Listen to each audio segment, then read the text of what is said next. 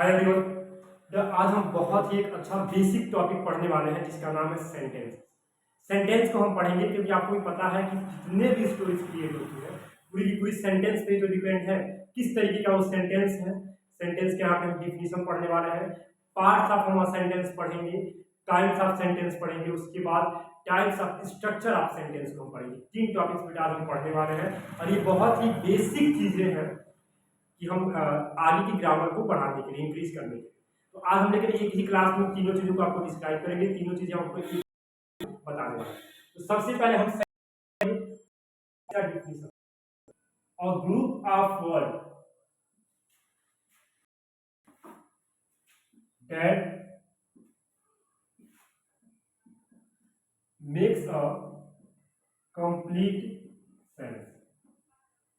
मतलब ध्यान दीजिएगा यहाँ पर, और ग्रुप ऑफ वर्ड्स मतलब शब्दों का वह समूह that makes a complete sense, जो पूरा का पूरा एक भाव बनाता हो, एक मीनिंग बनती है, उसको हम सेंटेंस कहते हैं। जैसे एक एक लेटर से मिलकर वर्ड्स बनता है बेटा और वो एक मीनिंगफुल वर्ड्स बनता है, वैसे ही एक एक वर्ड से मिलकर सेंटेंस बनता है। ठीक है, लेकिन वो वर्ड्स जो ना, जो सेंटेंस बनना चाहिए वो एक मीनिंगफुल होगा, तभी वो सेंटेंस बोला जाएगा। समझा? जैसे अगर मैंने यहाँ पे लिखा कि राम और बॉय इज, तो ये भी तो ग्रुप ऑफ वर्ड ही है, लेकिन क्या एक सेंटेंस हो सकता है? बिल्कुल नहीं हो सकता है, क्योंकि इसका एक कोई कंप्लीट मीनिंग नहीं है। तो कंप्लीट मीनिंग कब बनेगा? तो हम लिखेंगे राम इज अ बॉय। अब देखिए, अब जाके ये तो सेंटेंस के कुछ फीचर्स भी होते हैं, उसको भी आपको जानना पड़ेगा कि सेंटेंस का फीचर्स क्या है। देखिए, सेंटेंस का जो फीचर्स होता है, मैं इसको इरेज करता हूं, तो डिफिनीशन तो आपका क्लियर हो गया होगा। अब जो सेंटेंस का फीचर्स होता है उसको समझिएगा कि सेंटेंस का फीचर्स क्या होता है। सेंटेंस के फीचर्स में जो पहला इसका फीचर्स आता है, अगर इसमें से एक भी सेंटेंस में नहीं पाया गया तो वो सेंटेंस नहीं बोला जाएगा। अगर एक भी इन फीचर्स में से एक भी नहीं पाया गया तो फिर वो सेंटेंस नहीं बोला जाएगा। सबको पहला जो इसका फीचर होता है बेटा वो ये होता है कि always always begins with capital letter. Sentence जो होता है बेटा वो हमेशा किससे स्टार्ट होता है? कैपिटल लेटर से स्टार्ट होता है, पहली बात।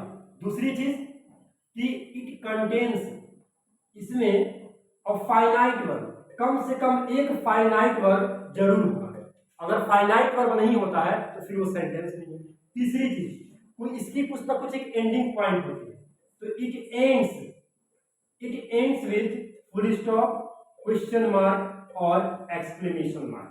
ये देखिए, ये सेंटेंस के 3 फीचर है। अगर सेंटेंस में इनमें से कोई भी एक नहीं होता है तो फिर उसको आप सेंटेंस नहीं बोलेंगे। समझा गया? ये सेंटेंस का हमारा एक फीचर होता है। पहली चीज क्या कि हमेशा कैपिटल लेटर से स्टार्ट होगा, उसमें एक फाइनाइट वर्ब होगा और मीनिंग होगी वो फुल स्टॉप, क्वेश्चन मार्क या फिर एक्सक्लेमेशन मार्क। तो ये था हमारा सेंटेंस और सेंटेंस का डिफिनीशन। दूसरी चीज, अगर हम पार्ट्स पढ़ेंगे, पार्ट्स ऑफ अ सेंटेंस, एक सेंटेंस के पार्ट्स कितने हैं, उसके पहले आप पहले इसको नोट करो।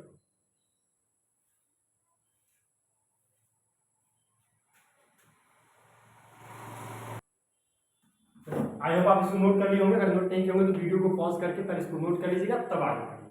क्योंकि अब हम पढ़ने वाले हैं बेटा पार्ट्स ऑफ अ सेंटेंस, कि सेंटेंस के पार्ट्स कितने होते हैं। बहुत बच्चे पार्ट्स में और काइंड्स में बहुत ज्यादा ही कंफ्यूज हो जाता है, तो आपको कंफ्यूज नहीं होना है। देखिए, पार्ट्स और काइंड्स में वास्तविकता में बहुत ज्यादा डिफरेंट होता है।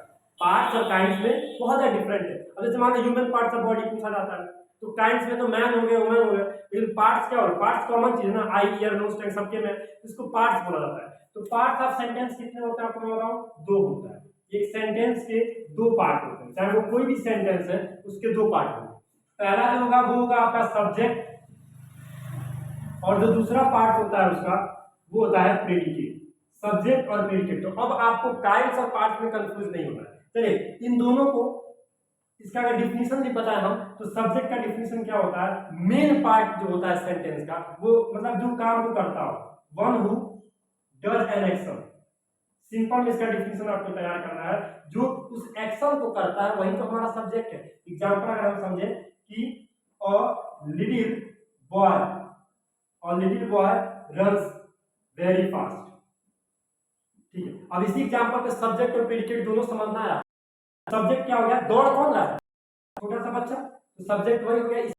डेफिनेशन बताया आपको, one who does an action, वह इसमें वह पार्ट होता है जो किसी काम को करता है, उसको ही हम क्या बोलते हैं, सब्जेक्ट बोलते हैं। और उसने क्या किया, वो सब्जेक्ट क्या करता है, what does the subject do, what ever, जो कुछ भी वो करता है, व्हाट एवर सब्जेक्ट डज, जो कुछ भी सब्जेक्ट करता है वो हमारा प्रेडिकेट हो गया। तो लिटिल बॉय हमारा सब्जेक्ट था और वो दौड़ता बहुत तेज है, हमारा प्रेडिकेट हो गया।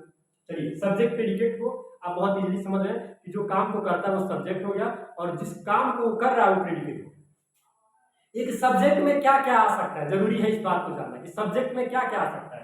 याद रखिएगा सब्जेक्ट जो होता है बेटा वो क्या क्या कंटेन करता है, वो कंटेन करता है डिटरमिनर, ये आपको बहुत हेल्प करेगा जानने में, डिटरमिनर, एडजेक्टिव और नाउन और प्रोनाउन।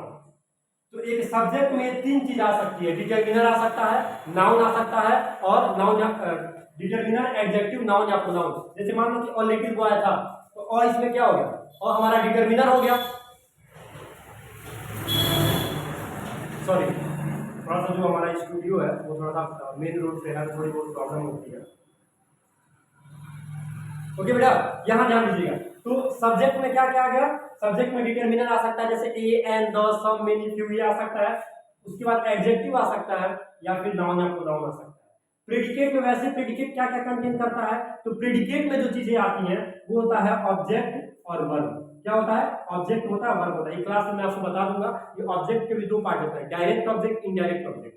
तो मैं आपको वैसे सिंपली समझ लो, ऑब्जेक्ट जो डायरेक्ट ऑब्जेक्ट होता है वो नॉन लिविंग थिंग्स होता है, और जो इनडायरेक्ट ऑब्जेक्ट इनडायरेक्ट ऑब्जेक्ट तुम्हारा नॉन लिविंग थिंग्स होता है और डायरेक्ट ऑब्जेक्ट तुम्हारा नॉन लिविंग थिंग्स होता है। जैसे मैंने लिखा he writes a letter, a letter is given to me by him, इसमें क्या हो गया, लेटर तुम्हारा नॉन लिविंग थिंग्स है, तो ये तुम्हारा डायरेक्ट ऑब्जेक्ट हो गया, और जो लिविंग थिंग्स होगा वो तुम्हारा इनडायरेक्ट ऑब्जेक्ट हो गया। समझ में आ रहा।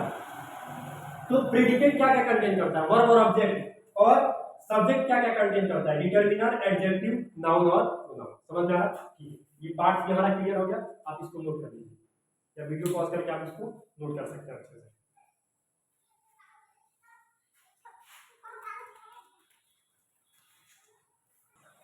अब इसको हम इरेज कर रहे हैं क्योंकि अब हमको पढ़ना है काइंड्स। सेंटेंस के पार्ट्स आपने पढ़ लिया, फीचर्स आपने जान लिया, अब आपको पढ़ना है काइंड्स। काइंड्स क्या होता है सेंटेंस का, इसको आपको पढ़ना। तो अगर हम बात करें काइंड्स का, तो काइंड्स जो होते हैं वो देखो 5 काइंड्स, हियर आर 5 काइंड्स।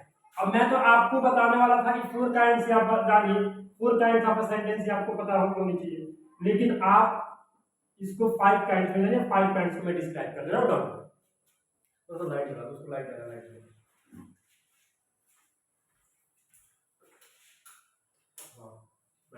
ठीक है, अब मैंने 5 काइंड्स को कौन करते हैं, तो काइंड्स और पार्ट्स में जो मैंने आपको डिफरेंट बताया था वो आपको बिल्कुल ही याद रखना पड़ेगा। तो अब देखिए, अब जो काइंड्स होते हैं, काइंड्स में क्या क्या पढ़ेंगे, जो सबसे पहला काइंड्स होता है इसका वो होता है असर्टिव, और इस असर्टिव सेंटेंस में दोनों चीज कंबाइन होती है, अफर्मेटिव होता है और नेगेटिव होता है। असर्टिव का ही पार्ट अफर्मेटिव भी होता है और असर्टिव का ही पार्ट नेगेटिव भी होता है। जो दूसरा होता है क्या हमारा, वो होता है इंट्रोगेटिव। क्या होता है, इंट्रोगेटिव होता है। थर्ड जो सेंटेंस होता है हमारा वो होता है इंपरेटिव, ठीक है। फोर्थ जो होता है वो होता है एक्सक्लामेटरी, और जो फिफ्थ होता है बेटा वो होता है हमारा ऑप्टिव। ये 5 टाइप्स के सेंटेंस, और सबको देखो मैं एक लाइन में, बहुत ज्यादा इसका मैटर नहीं क्रिएट करना है आपको, इसको सिंपल पहले समझने से मतलब है जितना आप इसको समझ सकते। अब देखिए असर्टिव सेंटेंस, जितने भी सेंटेंस होते हैं इसमें सब के सब किससे स्टार्ट होंगे, कैपिटल लेटर से ही सब के सब फीचर्स मैंने आपको बता दिया। असर्टिव सेंटेंस का स्टेटमेंट क्रिएट करता है, तो इसको याद करना है आपको। स्टेटमेंट खत्म किस पर होगा, फुल स्टॉप पर, बस इतना आपको याद करना।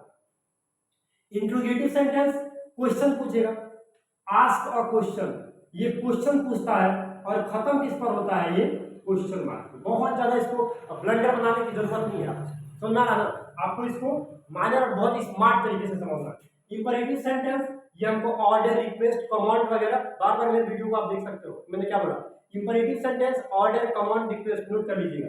और ये भी किस पर खत्म होता है, फुल स्टॉप पर। तो फुल स्टॉप पर असर्टिव सेंटेंस भी खत्म हो रहा था, फुल स्टॉप पर इंपरेटिव सेंटेंस भी खत्म हो रहा था, लेकिन अंतर क्या है, ये स्टेटमेंट क्रिएट करता है और ये तुम्हारा ऑर्डर, रिक्वेस्ट या फिर कमांड बताता है। एक्सक्लेमेटरी सेंटेंस ये सडन फीलिंग्स, फिर मैं रिपीट कर रहा हूँ, सडन फीलिंग्स को बताता है और खत्म किस पर होता है, एक्सक्लेमेशन मार्क। अच्छा आगे ऑप्टेटिव सेंटेंस जो बहुत ज्यादा एक तरीके से विवाद में है, भैया क्या इसको पढ़ा जाएगा कि नहीं पढ़ा जाएगा, क्योंकि अभी तो ऑप्टेटिव सेंटेंस मॉडर्न ग्रामर के अनुसार बहुत कम ही लोग पढ़ रहे हैं। तो ऑप्टेटिव सेंटेंस में क्या है कि ये जैसे विश वगैरह से क्रिएट करता है, विश बताना होता है, ठीक है, जैसे मान लो कॉन्ग्रेचुलेट करना हो किसी को, कॉन्ग्रेचुलेशन, ये भी तो खैर एक्सक्लेमेटरी में ही आता है, लेकिन अब हम इसको ऑप्टेटिव सेंटेंस में भी बोल सकते हैं। तो ऑप्टेटिव सेंटेंस नॉर्मली हम विश वगैरह या फिर किसी को बहुत लोग साइन वगैरह बोलते हैं, तो वहां पर हम ऑप्टेटिव सेंटेंस को खत्म करते हैं। ये स्टॉप पर भी खत्म हो सकता है और एक्सक्लेमेशन मार्क में भी खत्म हो सकता है। लेकिन जो मैंने अभी आपको पता ये चार सेंटेंस को जो आपको बहुत इंपॉर्टेंट तरीके से पढ़ना है, असर्टिव, इंट्रोगेटिव, इंपरेटिव और एक्सक्लेमेटरी। फिर मैं बता दे रहा हूँ, असर्टिव सेंटेंस स्टेटमेंट क्रिएट करता है, फुल स्टॉप पर खत्म होता है, इंट्रोगेटिव क्वेश्चन पूछता है, क्वेश्चन मार्क पे खत्म होता है, इंपरेटिव ऑर्डर कमांड रिक्वेस्ट बताता है, फुल स्टॉप पर ये भी खत्म होता है, और एक्सक्लेमेटरी सेंटेंस सडन फीलिंग्स बताता है और एक्सक्लेमेशन मार्क पे खत्म। समझ में आ रहा बेटा? इस तरीके से हमने आज पार्ट्स इसके और टाइप्स को हमने पढ़ लिया, ठीक है। Thanks to all of you. But आप क्या कीजिएगा, इसको अच्छे से नोट कीजिए, वीडियो को लाइक कीजिए, और जो भी आपके फ्रेंड सर्कल में है जो पढ़ते हैं, जो ग्रामर जिनका वीक है, जो बहुत स्ट्रांग होना चाहता है, चैनल को सब्सक्राइब करें और इसको शेयर कीजिए बेटा। जितना शेयर हो सके उतना शेयर करो, वीडियो को लाइक भी करो। Thank you.